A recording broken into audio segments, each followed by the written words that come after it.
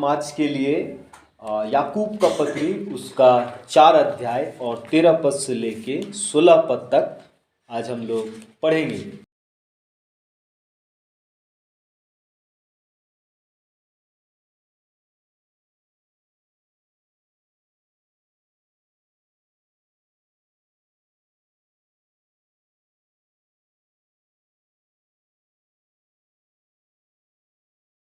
जो मुख्य वचन है जो हमने अभी पढ़ा है वो है 15 पद है ना। 15 पद है। 15 पद कहता है, इसके विपरीत तुम्हें यह कहना चाहिए, यदि प्रभु चाहे तो हम जीवित रहेंगे और या वह काम भी करेंगे।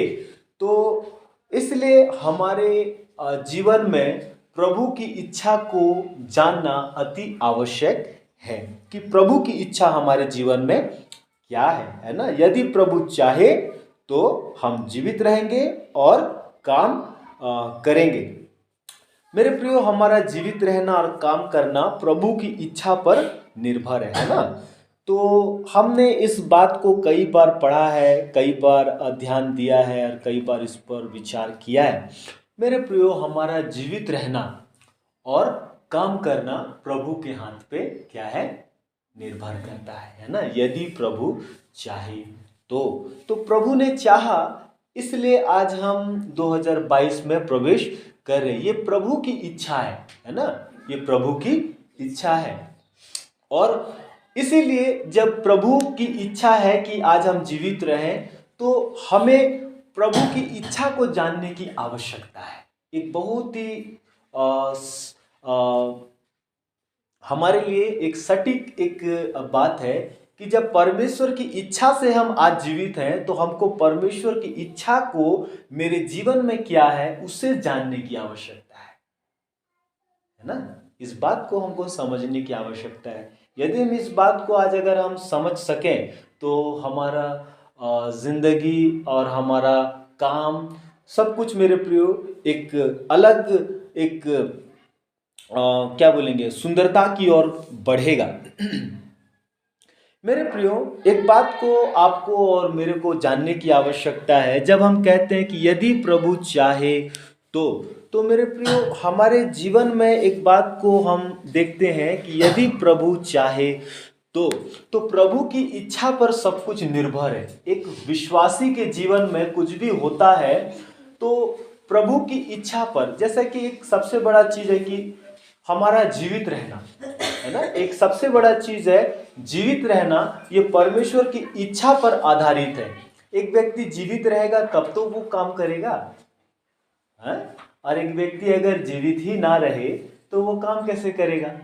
तो एक व्यक्ति को कुछ काम करना है या कुछ करना है तो उसके लिए उसको जीवित रहना होगा है ना। और ये जीवित रहना परमेश्वर की इच्छा पर आधारित है। इसको हमें बहुत ही सरलता से है, एक बच्चा भी इस बात को समझ जाएगा। मैं ज़्यादा इसको हार्ड नहीं करना चाहता है ना। बहुत सरलता से और बहुत साधारणता से मैं इस बात को आपको बताना चाहता हूँ कि हमारा जीवित रहना परमेश्वर की इच्छा पर आधारित है ना। और इसके साथ एक और बात को जुड़ा है कि जब परमेश्वर की इच्छा के अनुसार मैं जीवित हूँ तो मेरा आगे का जीवन भी परमेश्वर की इच्छा के अनुसार ही व्यतीत हो। इस बात को हमको समझने की आवश्यकता है। जब परमेश्वर की इच्छा के अनुसार हम जीवित हैं तो मेरे प्रियो, हमें अपने परमेश्वर के बारे 3 चीज हमें जानने की आवश्यकता है कि हमारा परमेश्वर कैसा परमेश्वर है ना। मैंने इस बात को कई बार आपको बताया है, कई बार आपको समझाया है, कई बार इसके ऊपर में मैंने शिक्षा दिया है। सबसे पहली बात है कि हमारा परमेश्वर कैसा है, सर्वव्यापी परमेश्वर है। कैसा परमेश्वर है, सर्वव्यापी परमेश्वर है। और दूसरा है वो सर्वज्ञाता परमेश्वर है। और तीसरा वो क्या है, सर्वशक्तिमान परमेश्वर है। वो अपरिवर्तनशील परमेश्वर है, वो स्वयं भू परमेश्वर है ना। तो हमारा परमेश्वर के विषय में हम इतनी सारी बातों को हम पढ़ते हैं और जानते हैं। मेरे प्रियो, जब हम इस बात को बोलते हैं कि हमारा परमेश्वर सर्वव्यापी परमेश्वर है तो इसका अर्थ यह है कि परमेश्वर एक ही समय में सब जगह वर्तमान रहता है ना। हम जब बोलते हैं कि हमारा परमेश्वर सर्वव्यापी है, तो एक ही समय में परमेश्वर सब जगह क्या रहता है, वर्तमान रहता है, मतलब वहां उपस्थित रहता है, प्रेजेंट रहता है हमारा सर्वव्यापी परमेश्वर। परमेश्वर के सर्वव्यापी की शिक्षा, ये जो शिक्षा है कि हमारा परमेश्वर सर्वव्यापी है, ये शिक्षा एक विश्वासी के जीवन में दो चीज को उत्पन्न करता है। क्या चीज को उत्पन्न करता है? सबसे पहला चीज है उसके अंदर में भय को उत्पन्न करता है और उसके अंदर शांति को उत्पन्न करता है। परमेश्वर के सर्वव्यापी होने की शिक्षा एक विश्वासी के अंदर में भय को उत्पन्न करता है, परमेश्वर के प्रति भय को उत्पन्न करता है और आत्मिक और ईश्वरीय शांति उसके अंदर में उत्पन्न होती है, परमेश्वर के सर्वव्यापीता का शिक्षा के अंतर्गत। मेरे प्रियो, विश्वासी के लिए वह शांति का कारण है क्योंकि परमेश्वर उसकी सहायता के लिए हमेशा उसके साथ है ना।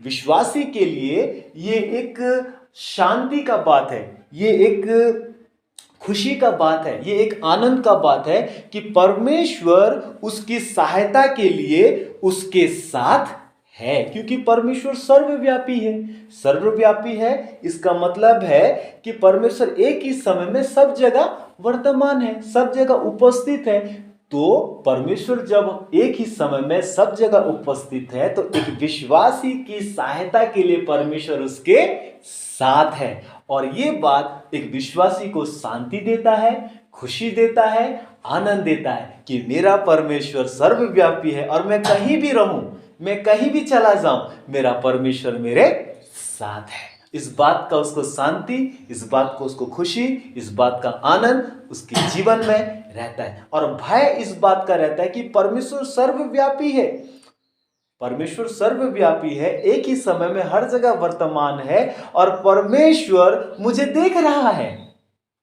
परमेश्वर सर्वव्यापी है, एक ही समय में सब जगह प्रेजेंट है, उपस्थित है, और परमेश्वर मुझे देख रहा है मैं क्या कर रहा हूं, मैं क्या करने जा रहा हूं। परमेश्वर मुझे देख रहा है, और इस बात का जब मुझे ज्ञात होता है कि मेरा परमेश्वर मुझे देख रहा है, वो सर्वज्ञानी परमेश्वर है, तो मेरे अंदर में एक भय उत्पन्न होता है। No no no no no no no, भले एक विश्वासी भाई नहीं देख रहा है, भले मेरा पास्टर नहीं देख रहा है, लेकिन मेरा सर्वव्यापी परमेश्वर तो मुझे देख रहा है। और ये बात एक विश्वासी को पाप और बुराई से भी बचाता है। यहाँ पे बहुत भेद की बात है। ये बात क्या करती है? एक विश्वासी को पाप और बुराई से बचाती है। क्यों? क्योंकि वो इस बात को देख पाता है कि मेरा सर्वव्यापी परमेश्वर है, जिस परमेश्वर का मैं बेटा हूं, जिस परमेश्वर का मैं बेटी हूं, जिस पर मैं विश्वास करता हूं, वो सर्वव्यापी है और वो एक ही समय में सब जगह वर्तमान है। मैं कुछ भी कर रहा हूं तो वहां परमेश्वर उपस्थित है। अभी हम यहाँ गिरजा कर रहे हैं तो परमेश्वर यहाँ उपस्थित है। आज विश्व में हर जगह गिरजा हो रहा, प्रभु वहां उपस्थित है। प्रभु की लोग अगर अस्पताल में तो प्रभु उनके साथ वहां पर ही है। यदि कोई दुखद परिस्थिति में प्रभु उनके साथ है। हर जगह प्रभु अपने लोगों के साथ है ना।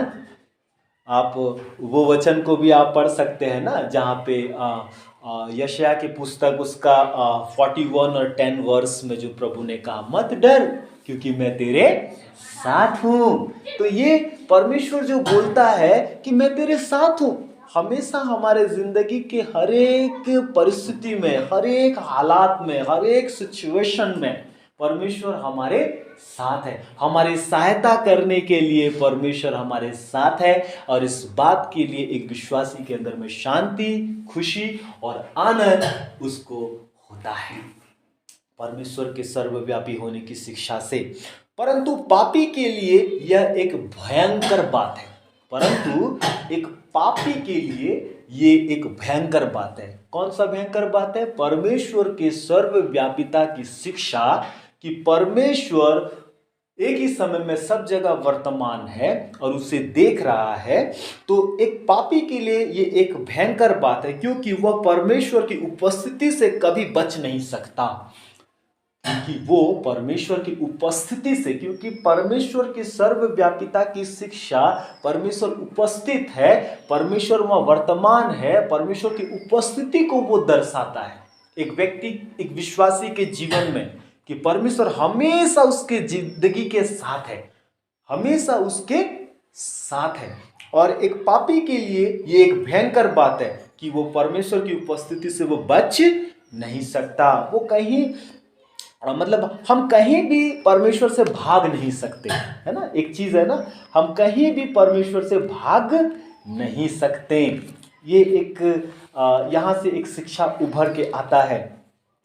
और आप भजन उसका 139 और 7 पद से लेके अगर आप 10 पद तक पढ़ेंगे तो यहाँ पर भजनकार ऐसा लिखता है, भजन 139 वर्स 7 से 10 क्या लिखता है, मैं तेरे आत्मा से भाग कर किधर जाऊं, या तेरे सामने से किधर भागूं, है ना।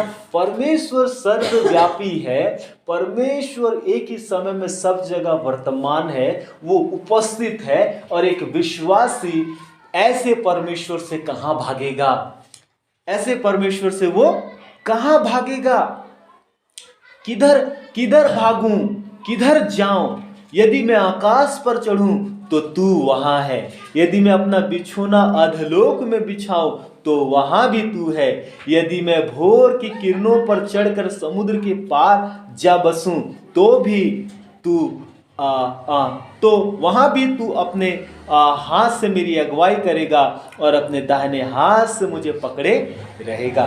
तो मेरे प्रियो, हमने इस बात को देखा है कि परमेश्वर से हम कहीं भाग नहीं सकते। क्यों नहीं भाग सकते? क्योंकि परमेश्वर सर्वव्यापी है और एक ही समय में सब जगह वर्तमान रहता है, उपस्थित रहता है। और परमेश्वर की उपस्थिति हमेशा रहती है। जब आप इब्रानियों का पुस्तक उसका 4 अध्याय का आप 13 पद को पढ़ते हैं तो यहाँ पे इब्रानी का लेखक इस प्रकार कहता है, सृष्टि की कोई भी वस्तु उससे छिपी नहीं है, वरन जिससे हमें काम है उसकी आंखों के सामने सब वस्तु खुली और प्रकट है। सृष्टि की कोई भी वस्तु जिससे हमें काम है मेरे प्रियो, है ना, कोई भी ऐसी बातें परमेश्वर से छिपी नहीं है। हम मनुष्य से छिपा सकते हैं, हम अपने परिवार से छिपा सकते हैं, लेकिन परमेश्वर से कोई भी वस्तु छिपी नहीं है। उसके सामने सब कुछ कैसा है? खुली और प्रकट है। इसीलिए मेरे प्रियो, हम अपने परमेश्वर से छिप नहीं सकते, हम अपने परमेश्वर से भाग नहीं सकते, क्योंकि हमारा परमेश्वर सर्वव्यापी परमेश्वर है, एक ही समय में सब जगह वर्तमान रहता है, उपस्थित रहता है। और हमारे अंदर में शांति और आनंद को हमको मिलता है, और साथ ही साथ हमारे अंदर में एक भय भी आता है कि मेरा परमेश्वर मुझे देख रहा है, मेरा देखने हारा परमेश्वर मुझे देख रहा है। क्या आप विश्वास करते हैं कि परमेश्वर सदैव आपको देखता रहता है? आप जो कुछ भी अपनी जिंदगी में करते हैं सब कुछ परमेश्वर देखता रहता है। और जब हम इस बात को समझते हैं, जानते हैं, तो मेरे प्रियो, हम परमेश्वर का भय मानते हैं कि मेरा परमेश्वर मुझे देख रहा है।